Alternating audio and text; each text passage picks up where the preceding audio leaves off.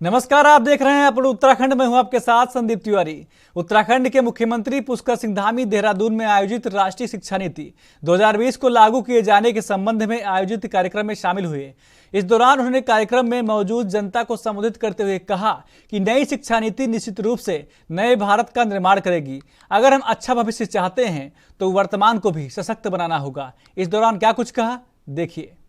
आज हम जो राष्ट्रीय शिक्षा नीति 2020 को लागू किए जाने की दिशा में उच्च शिक्षा विभाग द्वारा बहुत ही प्रभावी तरीके से काम किया गया है। बहुत काम किया और आप सब लोगों ने देखा कि पूरे विस्तार से धन सिंह जी कह रहे थे, उन्होंने कम शब्दों में बोला। मैं कहना चाहता हूं कि उन्होंने गागर में सागर भरने का काम किया जोशी जी ने, और बहुत सकारात्मक कदम उच्च शिक्षा विभाग ने यहाँ पर उठाए हैं। जहां हम बाल वाटिका पहले ही लागू कर चुके हैं, पहले ही उसका औपचारिक उद्घाटन हम लोगों ने पहले ही कर लिया था, और जो राष्ट्रीय शिक्षा नीति है उसको लागू करने के लिए हम सब लोग प्रतिबद्ध हैं, संकल्पबद्ध हैं। और हमने एक टाइमलाइन भी इसका तय किया हुआ है, जहां हमने माध्यमिक शिक्षा में, बेसिक शिक्षा में, वहीं उच्च शिक्षा में भी आप सब लोगों के द्वारा इसमें काफी काम हुआ है। माननीय प्रधानमंत्री जी के नेतृत्व एवं मार्गदर्शन में और हमारे शिक्षा मंत्री जी के मार्गदर्शन में नई शिक्षा नीति 2021वीं सदी के नवीन, आधुनिक और सशक्त और आत्मनिर्भर के भारत के नए आयामों को खोलने वाली है।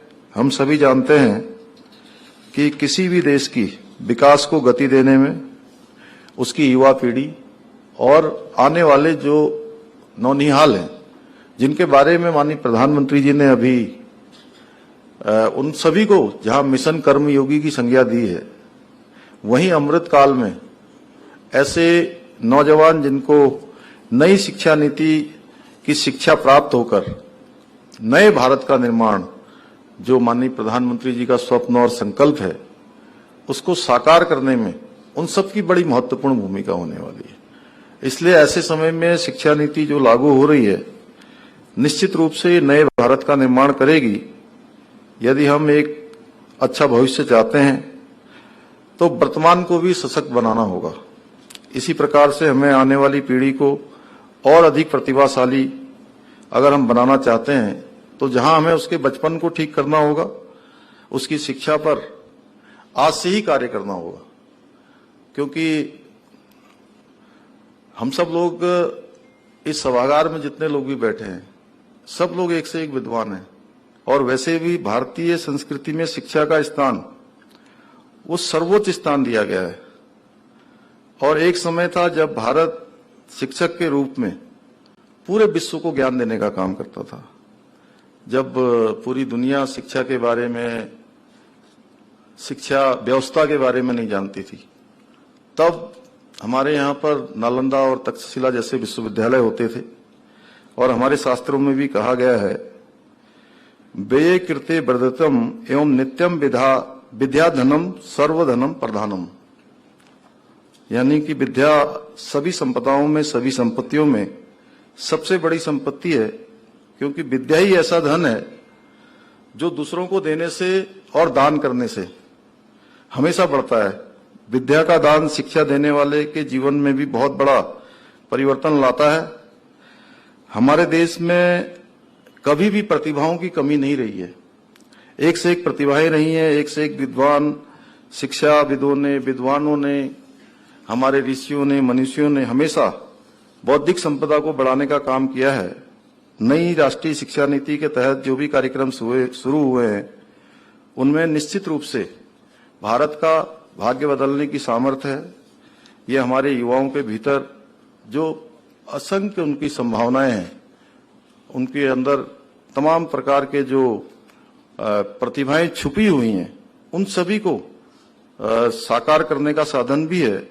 अब से पहले उनके पास जो कभी नहीं था, इस राष्ट्रीय शिक्षा नीति से हमारी अपनी मातृभाषा में पढ़ाई के रास्ते खुल रहे हैं, और मेडिकल तक में के जटिल विषयों की पढ़ाई भी अब हिंदी में शुरू हो गई है। भारत के शिक्षा क्षेत्र में आया ये अभूतपूर्व परिवर्तन, उत्तराखंड सरकार इसे हर स्तर पर, मैंने पहले ही कहा कि हम लोग हर स्तर पर संकल्पबद्ध हैं और वचनबद्ध हैं कि हम इसको स्थापित करेंगे। नई शिक्षा नीति के माध्यम से राज्य सरकार युवाओं के स्वर्णिम भविष्य को सुनिश्चित करने, उनको सामर्थ्यवान बनाने, आत्मनिर्भर बनाने की दिशा में संकल्पबद्ध होकर। उत्तराखंड में राजस्व पुलिस, रेगुलर पुलिस के बाद अब टूरिज्म पुलिस के गठन को लेकर चर्चाएं तेज हो गई हैं। हालांकि राज्य सरकार राजस्व पुलिस व्यवस्था को समाप्त करने की तैयारी कर रही, लेकिन वहीं पर्यटन विभाग की समीक्षा बैठक में मंत्री सतपाल महाराज ने टूरिज्म पुलिस के गठन को लेकर प्रस्ताव बनाने के निर्देश विभागीय अधिकारियों को जारी कर दिए हैं।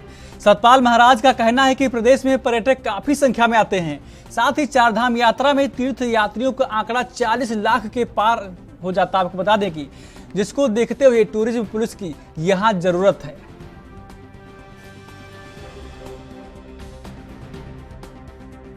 चारधाम यात्रा पर भी चर्चा हुई है। इसमें अभी बहुत बड़ी यात्रा हमारी हुई है, जिसमें 42,90,778 यात्री आए हैं और ये मैं समझता हूं कि सीजन के अंत तक ये करीब हमारी 45 लाख पहुंच जाएंगी।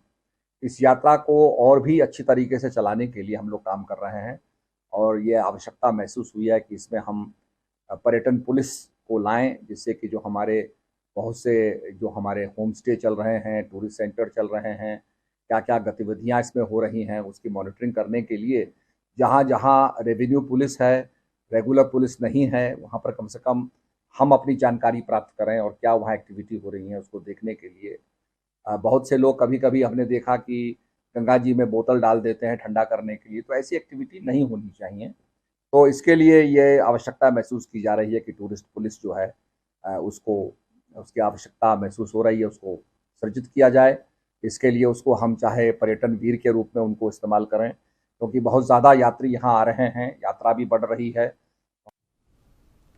बीजेपी के राष्ट्रीय महामंत्री कैलाश विजयवर्गीय इन दिनों उत्तराखंड के 4 दिवसीय दौरे पर हैं। कल विजयवर्गीय ने हल्द्वानी में संगठन स्तर के पदाधिकारियों के साथ लोकसभा चुनाव जैसे महत्वपूर्ण मुद्दों पर मंथन किया। तो आज बीजेपी प्रदेश कार्यालय में बीजेपी की मीडिया सोशल मीडिया टीम से जुड़े पदाधिकारियों के साथ बैठक में हिस्सा लिया। बीजेपी प्रदेश अध्यक्ष महेंद्र भट्ट ने पत्रकारों से बातचीत में पार्टी के राष्ट्रीय महामंत्री कैलाश विजयवर्गीय की इस महत्वपूर्ण बैठक के बारे में बताया कि बैठक में आगामी चुनाव, आपको बता दें कि नगर पालिका चुनाव, लोकसभा चुनाव 2024 के मद्देनजर पार्टी पदाधिकारियों और सोशल मीडिया विभाग से जुड़े पदाधिकारियों के साथ मंथन किया जाएगा।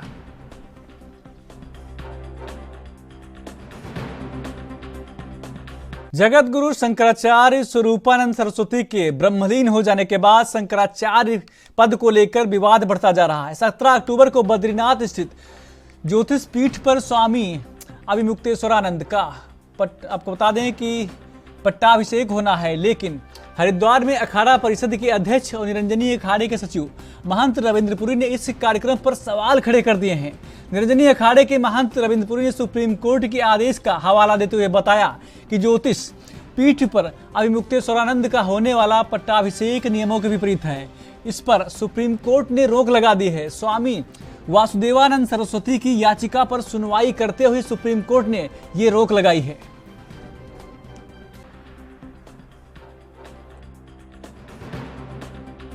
आपको कि ये जो शंकराचार्य का पद है, भगवान शंकर का पद है, भगवान शंकर का एक आप मान के चलिए इनकारनेशन ऑफ गॉड, उनका एक अवतार होता है। और इन्होंने जो सन्यासी अखाड़े हैं, जितने सन्यासी है, उन्होंने उनको अपने उसमें नहीं लिया कि महाराज हम शंकराचार्य बनने जा रहे हैं। इसके बाद एक और उसमें दिक्कत आ रही है कि जो शंकराचार्य यहाँ होना चाहिए वो गिरिनामा होना चाहिए, क्योंकि ये जो मठ है ये गिरियों का मठ, इसलिए यहाँ पे शंकराचार्य जो भी बनेगा वो गिरिनामा होना चाहिए, हमारा ये कहना है होगा। इसलिए जितने भी हमारे संत है, महात्मा अखाड़ों के पद अधिकारी, मैं सबसे निवेदन करता हूं कि वहां मत जाइए, क्योंकि वहां जाने का मतलब है सुप्रीम कोर्ट की अवमानना होगी, इसलिए वहां कोई नहीं जाएगा। जितने हम साधु संत है कोई भी वहां नहीं जाएगा, वहां जाने का मतलब है सुप्रीम कोर्ट की जो है अवमानना मानी जाएगी। आज स्टे हुआ है, आज की बात आप कीजिए कि अभी जो है 17 को होने वाला जो पट अभिषेक है वहां कोई नहीं जाएगा, जो भी जाएगा वो कोर्ट की जो है।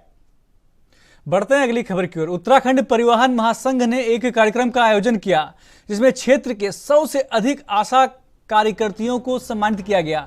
सम्मान पाने के बाद आशा कार्यकर्तियों जहां खुश नजर आई, वहीं आपको बता दें कि वहीं उन्होंने जनहित में जरूरतमंदों को और ज्यादा बेहतर स्वास्थ्य सुविधाएं उपलब्ध कराने का संकल्प लिया। उत्तराखंड परिवहन महासंघ के अध्यक्ष सुधीर रॉय ने बताया कि यह कार्यक्रम शिक्षा और चिकित्सा के क्षेत्र में जरूरतमंदों की मदद करने वाले हंस फाउंडेशन की संस्थापक माता मंगला देवी से प्रेरणा लेकर किया गया है। उन्होंने बताया कि भविष्य में भी जरूरतमंदों की मदद करने का प्रयास उत्तराखंड परिवहन महासंघ करता रहेगा।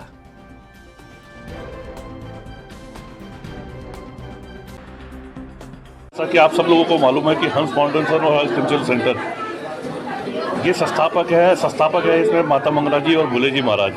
लगातार देश और विदेशों में जिस तरह से इन्होंने चिकित्सा और शिक्षा के क्षेत्र में हो, चाहे वो कभी उत्तराखंड की आपदा हो या अन्य क्षेत्रों की आपदाएं भी आई हो, तो उनमें लगातार जिस तरह से माता मंगला जी और भोले जी महाराज सहयोग करते रहते हैं, उससे भी हमारा भी फर्ज बनता है। हम भी परिवहन व्यवसायियों का जब हमारा कोरोना काल हुआ था, तो कोरोना काल में भी हमारे जो सहयोग चालक प्रचालकों को माता मंगला जी और भोले जी महाराज जो द्वारा दिया गया था, उसको देखते हुए उनको सब हम खुशी से हम सब लोगों ने जो है माता मंगला जी का आज जन्मोत्सव मनाने का कार्य किया है। और यहाँ पे सारे हमारे आशा कार्यकर्ताएं, जितनी हमारे क्षेत्र की आशा कार्यकर्ताएं थी, उनको एक सम्मानित करने का काम जो है हंस फाउंडेशन की तरफ से हम लोगों द्वारा किया गया। मैं पूरे परिवहन व्यवसाय की ओर से, समाज सेवियों की ओर से माता मंगला जी को जो है उज्जवल भविष्य की और लंबी चिरा। बीजेपी के पूर्व विधायक और बीजेपी के प्रदेश उपाध्यक्ष देशराज कर्णवाल के द्वारा भगवानपुर के खानपुर में प्रेस वार्ता कर जानकारी दी गई कि कल उनकी बेटी और सभी बीडीसी मेंबर का शपथ ग्रहण होगा। उनके द्वारा सभी को शुभकामनाएं भी दी गई। आपको बता दें कि विधायक ने दावा किया है कि उनकी बेटी ब्लॉक प्रमुख भगवानपुर करुणा कर्णवाल 1 साल में भगवानपुर ब्लॉक को उत्तराखंड का नंबर 1 ब्लॉक बनाएगी। पूर्व विधायक देशराज कर्णवाल ने कहा कि बिना किसी भेदभाव के विकास कार्य किए जाएंगे।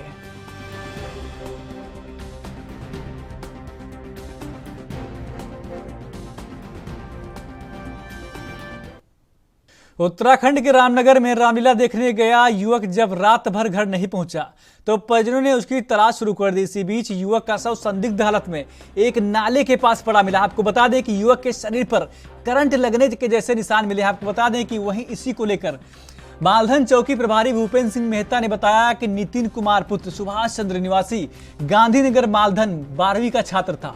शुक्रवार की रात को घर से रामलीला देखने गोपाल नगर नंबर 8 में गया था और फिर घर नहीं लौटा। शनिवार को परिजन उनकी तलाश में निकले तो परिजनों ने युवक का शव गोपाल नगर के पास एक नाले पर पड़ा मिला। आपको बता दें कि शव मिलते ही परिजनों ने पुलिस को सूचना दी। पुलिस ने मौके पर पहुंचकर शव पोस्टमार्टम के लिए रामनगर भेजा। सीओ बलजीत सिंह भाकुनी ने बताया कि युवक की मौत करंट के लगने से हुई है, ऐसी आशंका जताई जा रही है। आपको बता दें कि साथ ही मौत का जो सही कारण है वह पोस्टमार्टम रिपोर्ट आने के बाद ही पता चलेगा। फिलहाल पुलिस मामले की जांच पड़ताल कर रही है।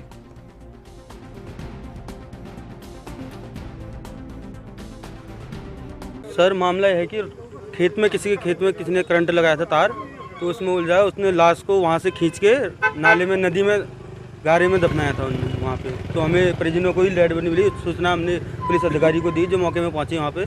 उसके बाद हम पोस्टमार्टम 3 बजे से यहाँ पे रुके हैं। अभी तक हमारा बच्चों का पोस्टमार्टम नहीं हुआ है।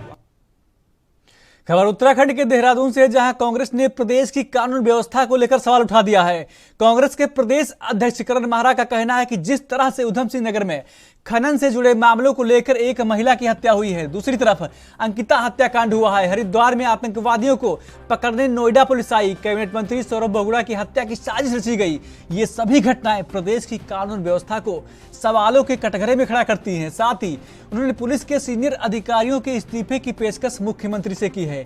महारा ने कहा कि प्रदेश की बिगड़ती कानून व्यवस्था पर मुख्यमंत्री को कोई न कोई बड़ा कदम उठाना चाहिए। योग्य और ईमानदार अधिकारियों को जिम्मेदारी मिलनी चाहिए।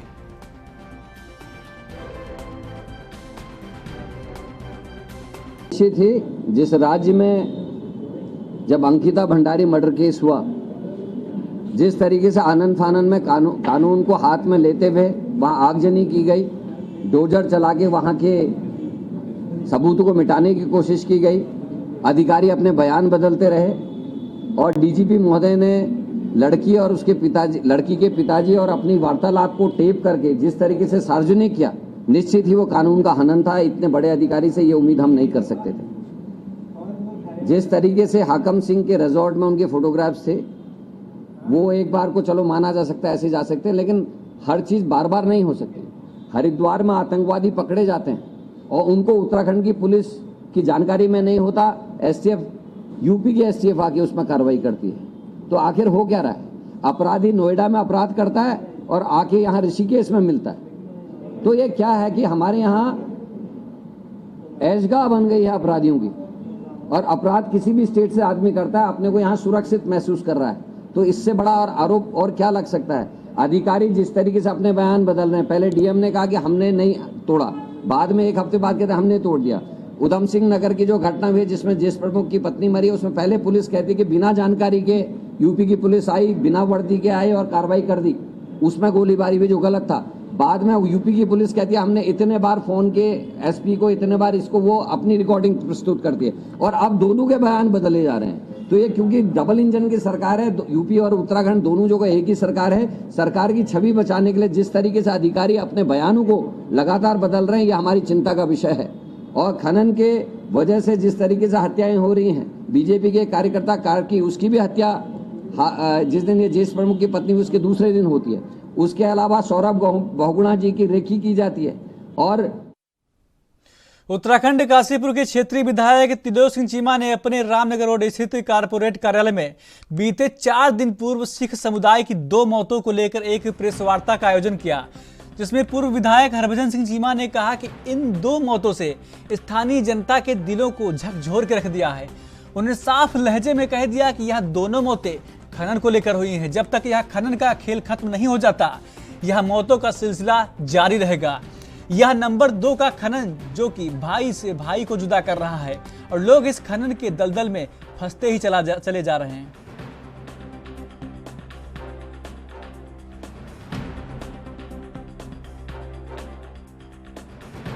एक ऐसी अप्रिय घटना हुई है जिसने हर एक आदमी के दिल को झंझोर दिया है, और एक ही दिन के अंतराल में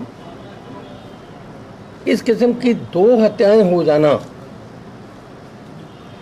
ये तो कभी सोचा भी नहीं जा सकता था। लेकिन एक बात थोड़ी कॉमन ज़रूर मैं कहने के लिए तैयार हूं कि हत्याएं ये तो हुई हैं, इससे पहले भी हुई हैं और आगे भी होंगी। कारण है यहाँ का खनन। जब तक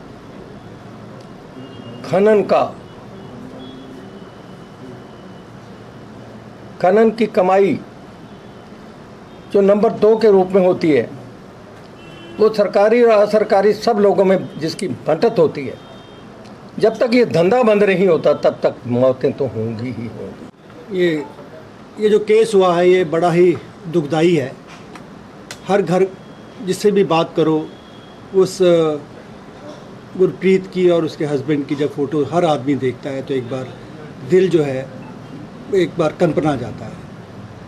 इतना खूबसूरत कपल और किस तरह से कितना नुकसान हो गया।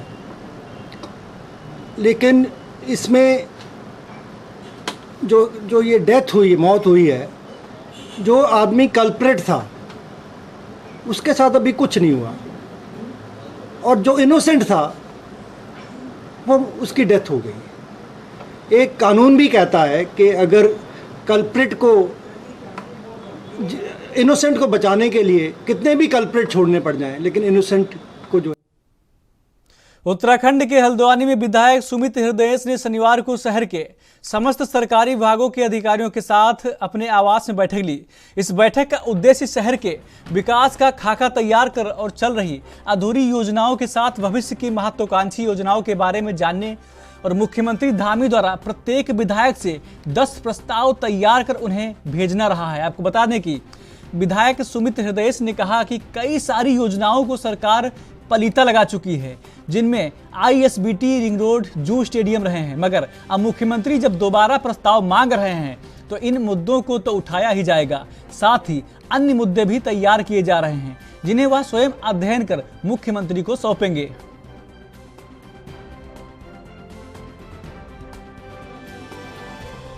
व्यवस्थाओं में सुधार आए, देखिए सारे विभाग अपनी तरफ से परिश्रम करते हैं, अधिकारीगण जो हैं उनकी जो मंशा है या जो उनकी कार्यशैली उस पर कभी प्रश्न चिन्ह नहीं उठाता हूँ। हाँ, लेकिन जो सरकार की जो सोच है, सरकार जो करना चाहती है, ये गंभीर विषय है। तो इसलिए मुख्यमंत्री जी ने सब विधायकों से 10-10 चीज़ें मांगी हैं जो उनकी विधानसभाओं में होनी है। उसी कड़ी में आज ये बैठक यहाँ मैंने बुलाई है, एक समझ के लिए कि क्या क्या प्रस्ताव शासन में लंबित हैं, क्या क्या योजनाएं ऐसी हैं जिनको तुरंत ज़मीन पर उतारने की आवश्यकता है, क्या क्या परेशानी है। क्योंकि देखिए हल्द्वानी की सड़कों का बुरा हाल है। हल्द्वानी में शुरुआती दौर में इस साल के बिजली का भारी गंभीर संकट था।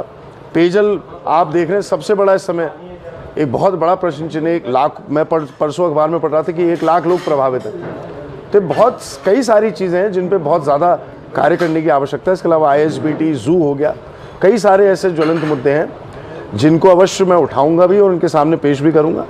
और मुख्यमंत्री जी देखिए विकास में सहयोग देंगे तो हल्द्वानी वासी हमेशा विकासशील लोगों को उनकी सराहना भी करते हैं और उनको पसंद भी करते हैं। तो अवश्य अगर वो इसमें सहयोग करेंगे तो अवश्य उनकी सराहना भी होगी, प्रशंसा भी होगी।